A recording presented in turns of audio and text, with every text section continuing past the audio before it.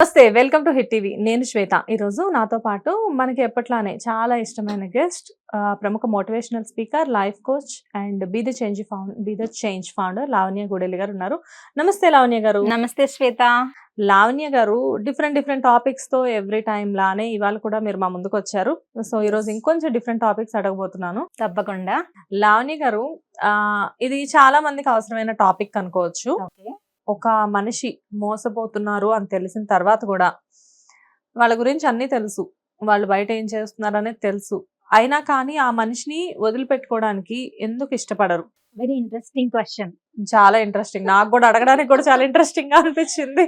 అంటే నేను దీన్ని ఒకే వర్డ్ లో ఆన్సర్ చేయాలంటే ఒక వ్యసనం అంటాను. ఫస్ట్ ఆన్సర్ చేయడానికంటే ముందు కంక్లూజన్ ఏంటంటే, ఒక మనిషి తనకి హాని చేస్తుంది అనే ఏదైనా థింగ్ కానీ పర్సన్ కానీ ఈ పర్టికులర్ థింగ్ నాకు హాని చేస్తుంది అని తెలిసి కూడా నేను దాన్నే కోరుకుంటున్నానంటే, ఒకటి నాకు ఆలోచించే విధానం సరిగ్గా తెలిసి ఉండకపోవాలి, రెండోది వ్యసనం అంటే I'm addicted to that particular thing.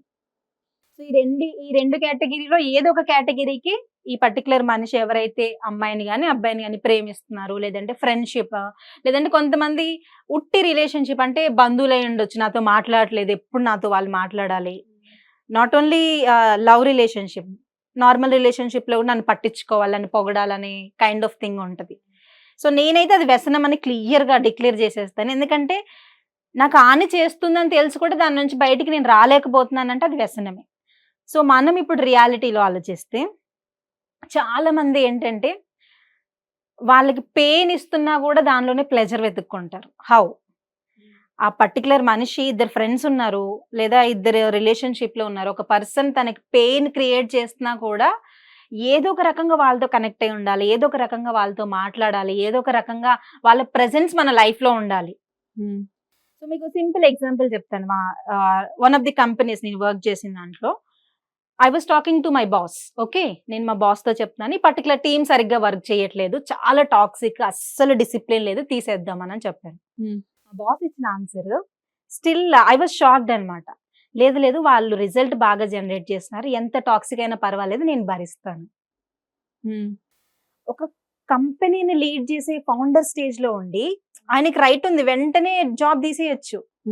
అయితే వాళ్ళు రిజల్ట్ జనరేట్ చేయడం ఆయనకు వచ్చే ప్లెజర్ ఇన్ ద సెన్స్ ఆయనకు వచ్చే బెనిఫిట్, ఆయనకు వచ్చే పెయిన్ ఏంటి? వాళ్ళ టాక్సిక్ నేచర్.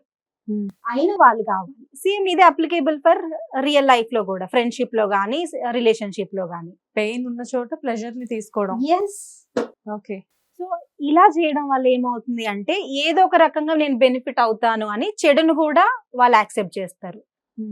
ఆ చెడుని యాక్సెప్ట్ చేసే విషయంలో వీళ్ళే ఎక్కువగా హర్ట్ అవుతారు. ఇప్పుడు నేను ఉన్నానో, నాకు ఒక పర్సన్ చాలా ఇష్టం, ఆ పర్సన్ నన్ను ఇష్టపడట్లేదు, కానీ ఆ పర్సన్ నా లైఫ్ లో ఎట్టి పరిస్థితుల్లో వెళ్ళొద్దు అనేది నా మైండ్ సెట్.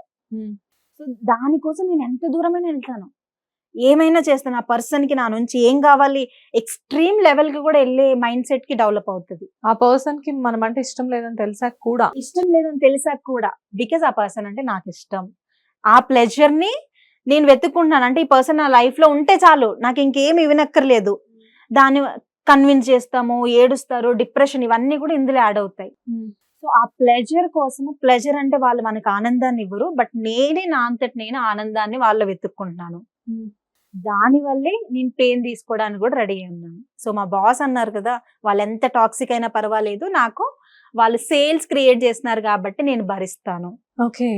సో ఇలాంటి మైండ్ సెట్ డెఫినెట్లీ ఇదే ఫార్ములా వీళ్ళకి కూడా అప్లికేబుల్. సో ఇక్కడ ఏంటంటే మా బాస్ కి సేల్స్ వస్తున్నాయి, భరిస్తున్నాడు, కానీ ఇక్కడ వీళ్ళకి అలాంటి ఆనందం కానీ అలాంటి అట్లీస్ట్ చిన్న మోరల్ సపోర్ట్ కూడా దొరకదు. కానీ పర్టికులర్ పర్సన్, చిన్నప్పుడు చిన్న పిల్లల ఫ్రెండ్స్, ఆ పర్సన్ నాతో మాట్లాడట్లేదు, నా ఫ్రెండ్ మమ్మీ, నా ఫ్రెండ్ డాడీ అని చెప్తుంది. అవును. ఆ ఫ్రెండ్ కి ఇలాంటి ఇష్టం ఉండదు, వాళ్ళ మధ్య ఏ గొడవలు ఉండవు. ఆ పర్సన్ అంటే సైకలాజికల్ వీళ్ళకి అసలు ఆ అట్రాక్షన్ రావట్లేదు. ఇప్పుడు కొంతమంది బావ మర్దళ్ళు ఉంటారు, చిన్నప్పటి నుంచి నువ్వు నీ బావని పెళ్లి చేసుకుంటావు, నువ్వు నీ మర్దల్ని పెళ్లి చేసుకుంటావు అంటారు, కానీ వాళ్ళకి ఇష్టం ఉండదు. చిన్నప్పటి నుంచి పక్కనే పెరుగుతారు కానీ ఇష్టం ఉండదు. ఆ ఇష్టం అనేది ఏర్పడట్లే, బట్ ఎక్కడో చూసిన వాళ్ళని వాళ్ళే నా లైఫ్ పార్ట్నర్ అనే ఆలోచన కలుగుతుంది.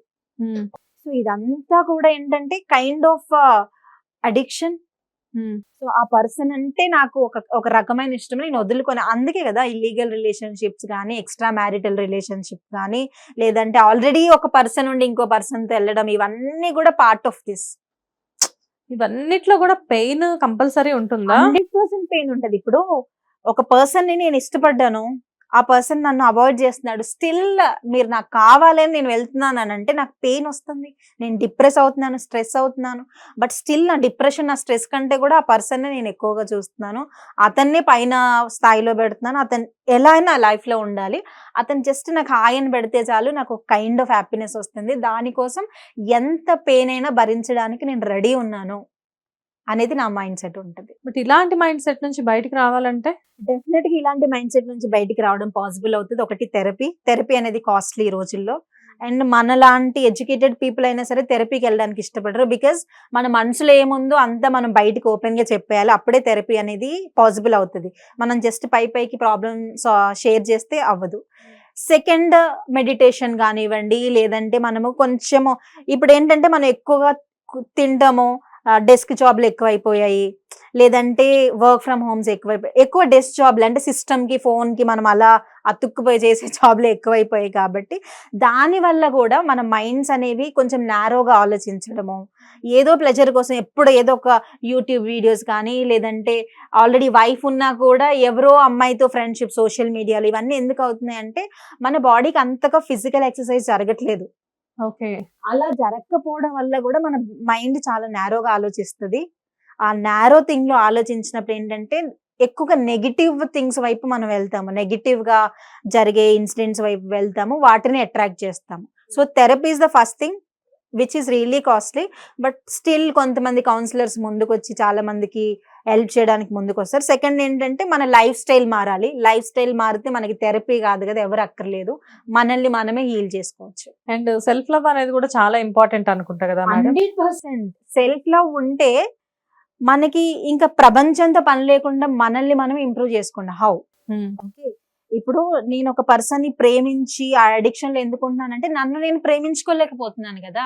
ఇప్పుడు లావణ్య అనే పర్టికులర్ పర్సన్, నా వర్త్ నాకు తెలిసి నన్ను నేను ప్రేమించుకోవడం స్టార్ట్ చేస్తే, ఎప్పుడు నేను చెప్తుంటాను, నాకు మనసులో ఒక వైడ్ ఉంటది, ఒక ఎంప్టీనెస్. ఆ ఎంప్టీనెస్ ఏంటంటే నాకు ఒక పర్పస్ లేకుండా ఉన్నప్పుడే ఎంప్టీనెస్ ఉంటది. ఇప్పుడు నాకు ఒక గోల్ ఉంది, లేదంటే నేను లైఫ్ లో బాగా సెటిల్ అవ్వాలి, లేదంటే నేను ఈ సో అండ్ సో ప్రాజెక్ట్ చేయాలని నాకు ఒక గోల్ ఉంది అనుకోండి, దాని వైపుగా నేను అడుగులు వేస్తూ ఐ విల్ బి ఆక్యుపైడ్ కదా, నాకు డిస్ట్రాక్షన్ థాట్స్ రావు. ఊరికి పని పాట లేకుండా ఉండి నేను ఎవరినో ప్రేమించాను, ఆ పర్సన్ నాకు కావాలి అనే ఆలోచనలు ఉన్నప్పుడు డెఫినెట్ గా నా మనసులో ఒక ఎంప్టీనెస్ ఏర్పడుతుంది. అప్పుడు నన్ను నేను ప్రియారిటైజ్ చేసుకోను. మీరు ఎంత పెద్ద రిలీజియస్ గ్రంథానైనా మీరు స్టడీ చేస్తే, you go to any of the country, self love అనేది ఫస్ట్ ప్రియారిటీ అని చెప్తారు. మనం దేవుడు అంటాము, బయట దేవుడు ఉన్నాడు, దేవుడికి మొక్కాలి, పూజలు చేయాలి. ఎస్, దేవుడు ఉన్నాడు, దేవుడు ఎక్కడో ఉండడు, మనల్లోనే ఉంటాడు. అది ఎలా ఉంటాడు? మనల్ని మనం ప్రేమించుకుంటే మనం దేవుణ్ణి ప్రేమించినట్టే. మనల్ని మనం ప్రేమించుకుంటే, ఇప్పుడు చాలా మంది హౌస్ వైఫ్స్ కి కానీ, విమెన్ కి కానీ ఏం చెప్తారు, మీరు సాక్రిఫైస్ చేయాలి అంటారు. That is wrong way of teaching. ఎప్పుడైతే ఒక ఉమెన్ తనని దాన్ని ప్రేమించుకోవడం స్టార్ట్ చేసి తన నీడ్స్ ఏంటో తెలుసుకుంటుందో, తన ఫ్యామిలీని కూడా అంత హ్యాపీగా చూసుకోగలుగుతుంది. ఎప్పుడు కూడా సాక్రిఫైసింగ్ మోడ్ లో ఉందనుకో, తనకి ఒక ఎంప్టీనెస్ ఉంటది. అప్పుడు అందుకే ఈజీగా చిరాకులు, గొడవలు జరగడం వైఫ్ హస్బెండ్ మధ్యలో, పిల్లల్ని చిరాగ్గా, తన ఎంప్టీనెస్ ఎప్పుడైతే ఫుల్ఫిల్ అవుతుందో అసలు ఇంకేవి గొడవలు కానీ, ఇట్ రియల్లీ హ్యాపెన్స్. గొడవలు కానీ, చిరాకులు కానీ అస్సలు జరగదు. సో అడిక్షన్ అనేది చాలా ప్రమాదకరం అన్నమాట. 100% ప్రమాదం. ఓకే, థ్యాంక్ యూ లావణ్య గారు. Thank you.